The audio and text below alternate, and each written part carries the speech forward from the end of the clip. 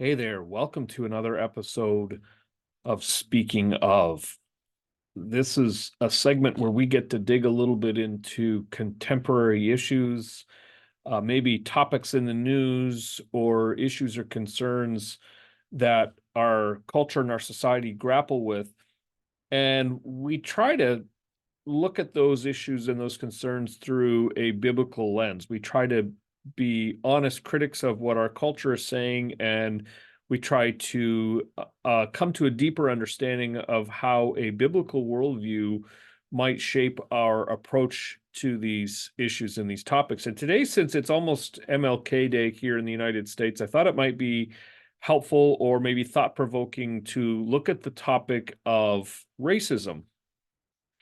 MLK Day, for those that are maybe not from a American culture, American background that might be watching this, MLK Day celebrates the legacy and remembers the legacy of Martin Luther King Jr., who was a civil rights activist who worked primarily in the late 1950s, early 1960s to try to gain civil rights for African American people, and he was killed in April, I believe it was April of 1964, but I'm not certain about the date. I could be wrong on that.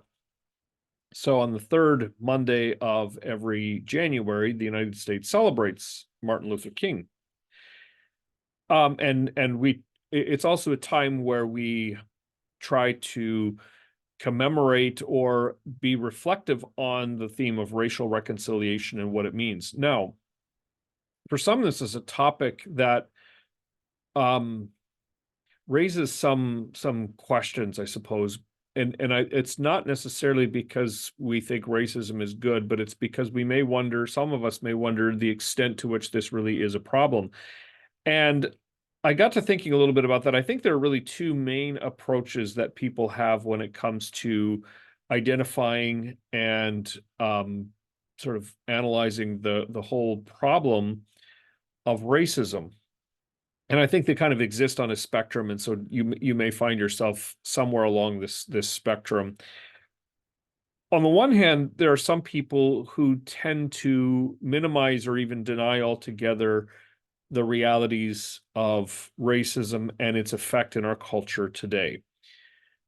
So a person along this point of view might take the approach that would say, well, racism was really a problem in the past. It was really an issue that our country has dealt with, but that was more in the era of the slave trade, and then it was in maybe the 1950s and 1960s. But we've moved past that now. And we're now at a place where, yeah, you might still have some people. You might have kind of like, people who are KKK. You might have, it's true, you'll always have that. But as a culture, a person along in this point of view would say, as a culture, racism really isn't that much of a problem. And any attempt to deal with it or to talk about systemic racism really is probably an overreaction. And it's just part of a, political agenda. Now, I think the problem or the difficulty with that is that many people who hold to this approach may not have the experience of, say, a minority person in a culture that is predominantly white.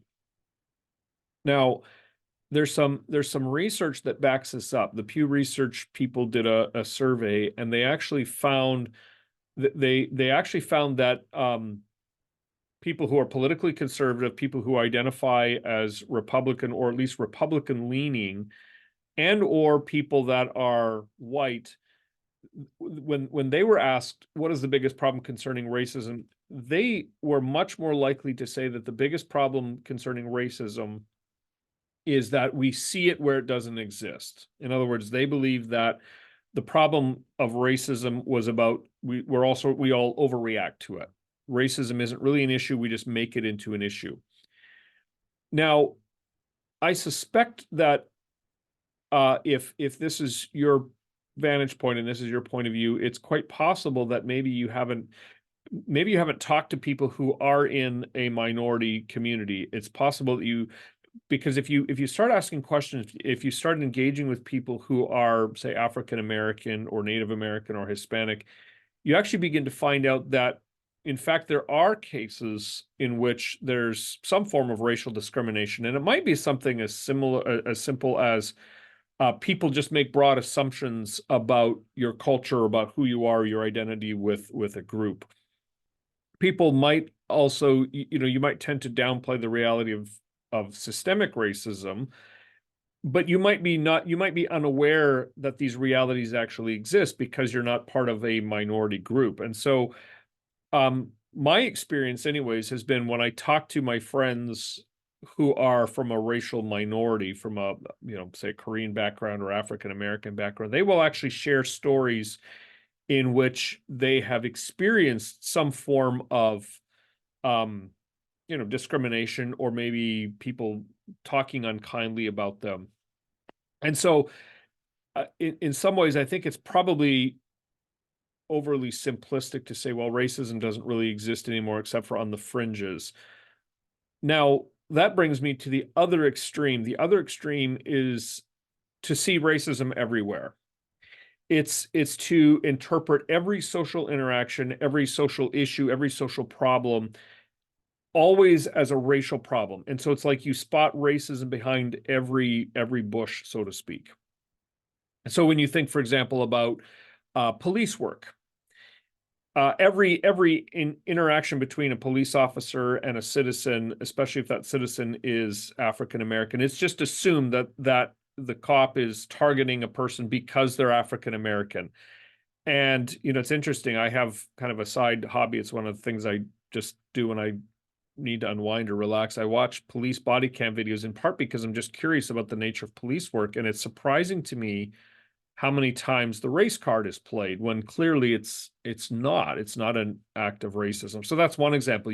But it's also things like employment practices. It's hiring and firing, and we don't dare, a person who is fired or let go from a job, well, it's because they were of a racial minority. They play, you hear the race card. And so everything is looked at. Poverty.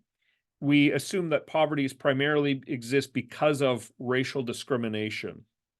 The problem with this is that each of these social problems and issues and concerns that I've described are actually, they're multifaceted, they're complex.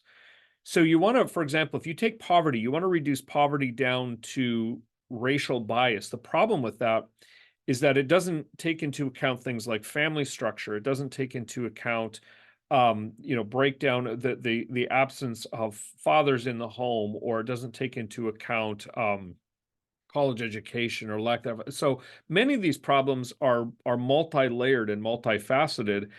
And when you try to reduce everything down to the lens of race, you actually generate a lot of heat, but not a lot of light. In other words, yes, you can get people outraged and passionate, but you don't end up actually doing anything to solve the problem, because you're not really getting at the root issues of many of these social issues. So then the question becomes, well, not so much even what is a biblical solution, although I'm going to make some suggestions about that in a minute, but more like, from a biblical lens, how do we view and understand the question of racism? Is from a biblical point of view, is racism even a thing? Is, from a biblical point of view, how do we make sense of it? How do we explain it? And I want to suggest maybe a template here, and that is that I think it is our nature it's our fallen nature. So the Bible talks about what we were created for, and then how sort of the results of when sin enters into the world, what does the world look like because of that? And so when we talk about our fallen nature, we're talking about how do we behave now that sin has come in and sort of tainted everything. And one of the things that's interesting to me is that, so Genesis chapter 3, that's when sin is introduced into the world. And then chapters like 4 through about 11 sort of give a picture. It's kind of like a before and after. So chapters 1 to 3, or 1 and 2, give a before. Chapter 3 talks about what goes wrong. And then the second part of chapter 3, going on through verse 11, really gives you a glimpse of the after. And one of the things that the Bible describes as a result of the fall is that now cultures we tend to be tribalistic. So the story in Genesis 11 is the story of Babel, where everyone sort of scatters and they all speak their different languages and they're sort of clustered into these different groups. And rather than all these differences being a positive thing for the good of humanity and for the advancement of God's mission and purpose in the world, all these different cultural groups, all these different languages become reason for conflict and division and sort of these interpersonal conflict things, which is I think a way of saying that one of the effects of the fall is that we tend to cluster with people who are most like us, and we tend to see ourselves as we tend to sort of look at ourselves as being maybe not suspicious of other groups, but there's a little bit of ambivalence, if not, tension, hostility, and even conflict. So another way of maybe saying this is that because of the fall, one of the effects of the fall is that we ground our identity in something that it's race in this case. We ground our identity in our racial background, our cultural background, and we sort of cluster with people who are similar to us. And then there's a natural tendency to sort of create distance and tension between people who are of a different group or background. Now, the thing about this is we can find lots of different tribes, as it were, lots of different tribal groups that we will identify with. And so if you're a person who, let's say, if you work in a trade, you will tend to find yourself identifying with people who have the same, you're part of the same trade group. So if you're a plumber, for example, you'll tend to, there's a part of you that will sort of tend to cluster with people who are in that particular trade. And you might be suspicious then of white collar workers, for example. We do it by gender, right? We identify, well, men and women, and there's sort of, we share these commonalities, and then there's tension between men and women. And there's really no end to the way that we can kind of cluster together and ground our identity in who we are, in the sense of saying, well, this is who I am. And then we look for ways to sort of feel superior to people who don't share our, whatever it is, that whatever part of our identity we're dealing with. So if I'm a person of, I'll just give you an example in my own background. I'm from Dutch descent. And so, the Dutch there's a saying, it's kind of done in jest, but it gets the point across. If you ain't Dutch, you ain't much. Now, again, it's sort of done in joking, but the sense is that, Dutch, what happens there is Dutch people all kind of cluster together. They're all sort of united there. And if I happen to meet a person who's Dutch on the street, right away, we'll identify that as something that we have in common. And there's kind of this cohesion that happens.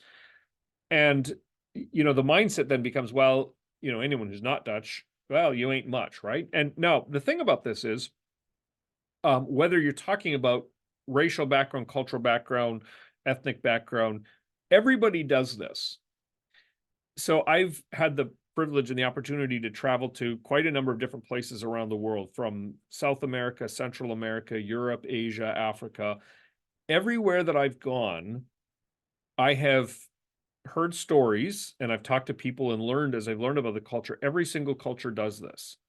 So we make a mistake if we say, well, this is primarily about white people oppressing a minority group. That's simply not the case on a global, worldwide scale. It's actually everywhere. It's maybe a small example, and it certainly is not, it's nothing compared to what other people have experienced. But one time when I was traveling in Africa, I had to go to a little office supply shop or a copy shop to make some photocopies or something. I don't remember exactly what it was. So my host takes us into this little sort of copy type shop, and when the owner of the little shop saw that the copies would be for a white person, immediately they raised the price. Now, again, that was such a minor thing. That's an inconvenience. It's not even, I didn't even take it personally because it's such a small thing, but it's an example. Because there I was a minority. I was clearly viewed as a Western person. They made assumptions about me and so on. Now, we do that all over the place. Every single country has its own sort of groups or tribes within it. And what we all do is we cluster with people who are most like us, and then we feel superior to those who are different from us. So it's a universal thing. Now, And that's the biblical view of this, is that that's a result of the fall. That's a result of saying, I'm going to ground my identity in anything but my relationship with God. That's a simplified exam or explanation, but in general, that's kind of what this is about. Now, the question is, how much, what's the solution? How do you fix this? And I want to suggest that there's a couple of different solutions that are maybe varying degrees of well-intentioned, but inadequate.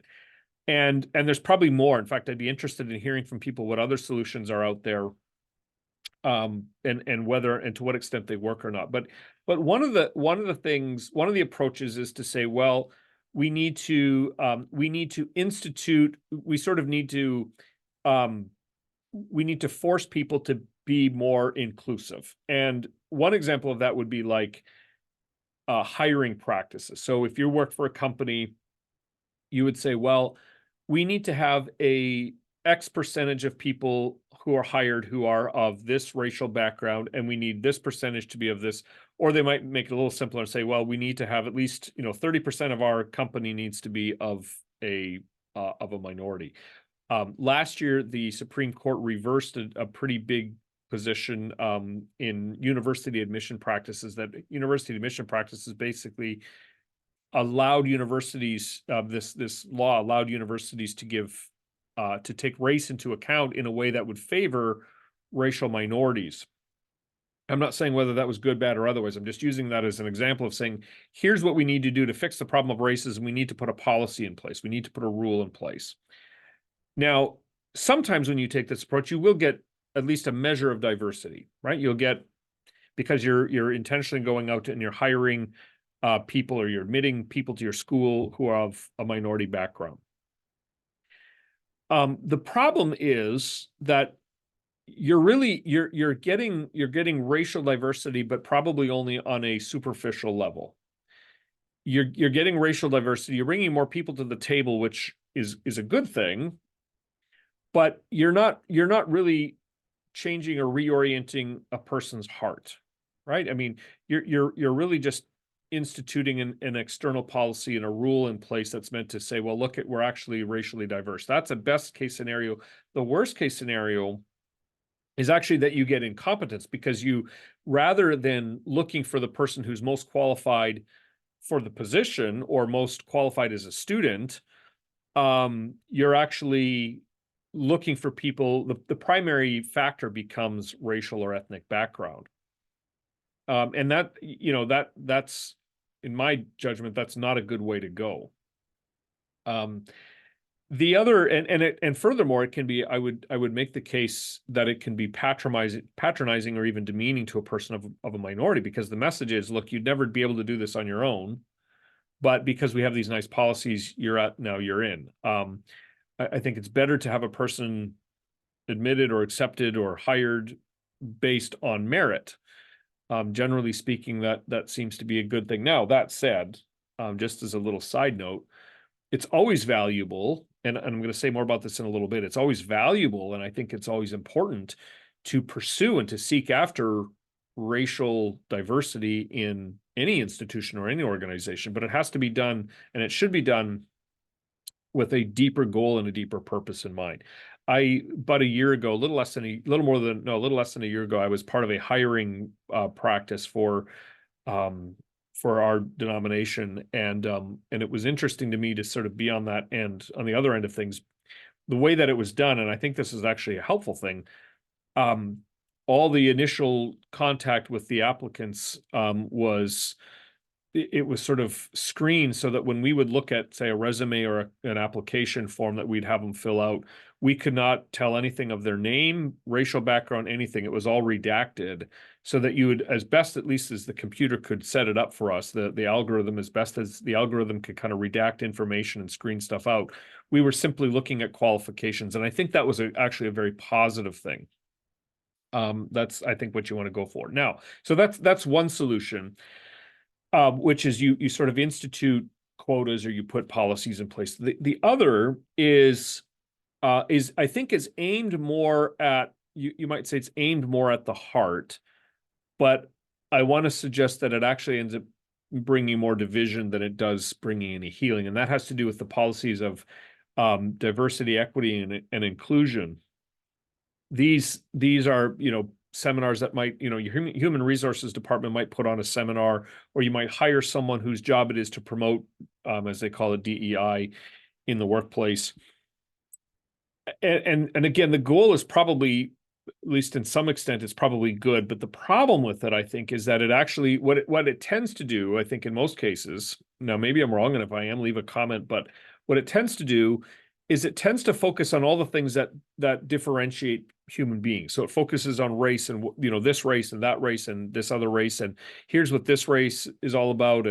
And that actually that tends to widen the gap when you have a group of 5 people or a group of 10 people, a workplace, let's say, and you're focusing on how, these 3 people are African American and that person's Hispanic, and we've got 2 people of Asian descent over there.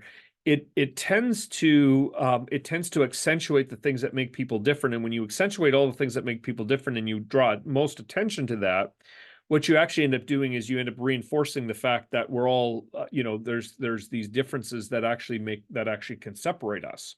Jonathan Haidt, he's a sociologist, and not writing at all from a Christian vantage point. In fact, he's politically speaking, if that matters, he's writing more from a libertarian. He was a very progressive columnist or writer, and then he actually went through some experiences and became more libertarian.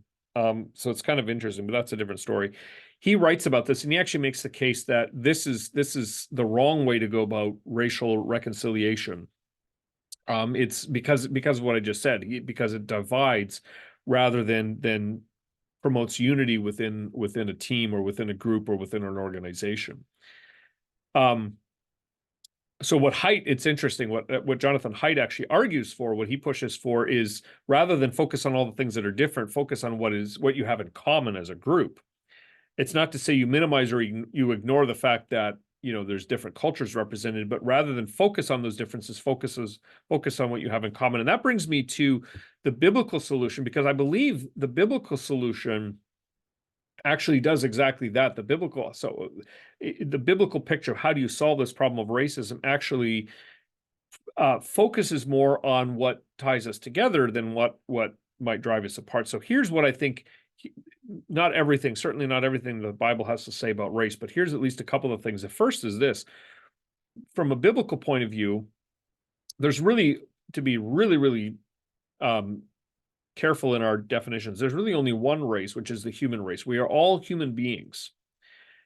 And a biblical perspective would affirm that and would actually emphasize that we share a common humanity. What does that actually mean? That means that every single human being, you begin with the fact that every single human being bears and reflects the image of God.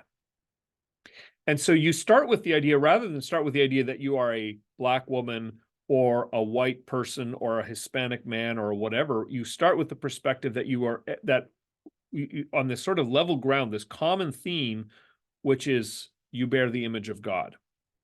And immediately that should take away any sense of superiority. That should challenge any idea that I am somehow superior or better than any others, or my culture, or my race, or my ethnicity is better than another person. So you start with that, and then the second, I think the second thing, well, you're all human beings, all made in the image of God. Those are 2 kind of separate things. But the third one then is that by nature, we are all fallen and we are all broken. In other words, every single human being bears the scar of sinfulness and pride and selfishness and greed and whatever else it is. And that, from a Christian vantage point, what that means then is that we all stand in the need of God's forgiveness, reconciliation, renewal, transformation. And that reconciliation, transformation, forgiveness is ultimately found in one place. Now, in the New Testament, in Paul's letter to the Ephesians, he actually talks a lot about this. In fact, in chapter 2, Paul goes on this powerful explanation. It's one of the more well-known chapters in the New Testament, where Paul explains what salvation actually is. And the general point of what he's saying is that we are all saved by grace through faith in Jesus Christ. But then what happens immediately after that is he moves into this section on reconciliation. Now, just a little bit of technical background. Paul is speaking to Gentiles, and one of the big questions in the early church was, how do you get these Jews and Gentiles together? How do they fit? And what Paul actually says, he gives the answer, and his answer is in some ways it's a little bit broad, but it applies to the whole question of how do you deal with the problem of racism? Because what Paul is getting at, and the message that he's getting at in Ephesians chapter 2, verses 11 through 22, is that God is doing this work of bringing together Jew and Gentile, and the way that he's doing that is found in Christ. And so the solution to the problem of human brokenness and sin and selfishness and pride and all the rest of it is found in Christ. And so if that comes back to what I was saying a little bit earlier, if our natural tendency is to ground our identity in some characteristic of myself, i.e. my gender, my race, my ethnicity, etc., then that's going to lead to me feeling superior, because I'm gonna view my own race and my own gender, my own whatever, as better than yours. But if what Paul is saying is true, then what we do is we ground our identity in Jesus. We say, well, actually, my identity is human being, made in the image of God, fallen by sin, but fixed, redeemed, saved in and through the work of Jesus Christ. So I have nothing to be superior about. I have nothing to look down on anybody else over, but I share that in common with every single human being on the face of the planet. And so Paul's approach to racial reconciliation is ultimately, number one, it's not to deny it. It's not to deny the fact that there's these things, it's not to deny the way that racial division and differences might separate us.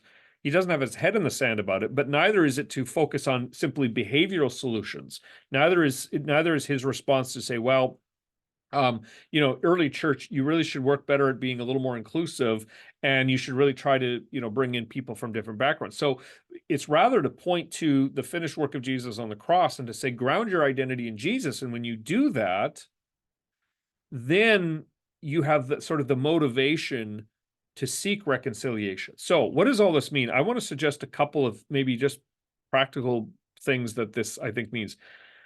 I think number one, it means that as Christians, we actually value diversity. We ought to, and that's not just saying, well, we implement a policy to seek after it, but we actually value at a heart level, at sort of an internal level, we value and we honor the fact that God, he creates one human race, but he creates it in a way that bears out all these different cultural expressions. And so as Christians, I think one of the things that we learn to do is we learn to value and treasure and appreciate all the diverse cultures as something that is created by God. Practically speaking, that might mean that you learn to, you ask the question, what is it that I can learn from different cultures? What do other cultures have that mine doesn't? And what can I learn about that? We learn to engage in different cultures. So that can be everything from hosting an exchange student to, eating Thai food at the local Thai restaurant, because it actually gives you a glimpse into a different cultural background. It can be sponsoring a child overseas. It can be learning to pray for missionaries who are working overseas. It can be visiting other cultures. And if you go and visit, you do, get a little ways outside of just the touristy stuff, but you actually learn and you look at it and you view it through the lens of the culture as something created by God. And that again, that results from heart change. That's a result of saying, my identity is found in Christ, and I'm not superior to anyone. My culture is not superior, but I can learn from all these different cultures that are ultimately created by God. I think the second thing is that Christians learn to be agents of reconciliation. So wherever you are, whether it's in a workplace, whether it's in a community, whether it's family background, whether it's in the church, we ought to be pursuing this, but not as a man-made project, not as a human-driven agenda of saying, well, if I just do X, Y, and Z, then finally we'll be rid of these racial problems. But you actually pursue it as a way of saying, this is what God values.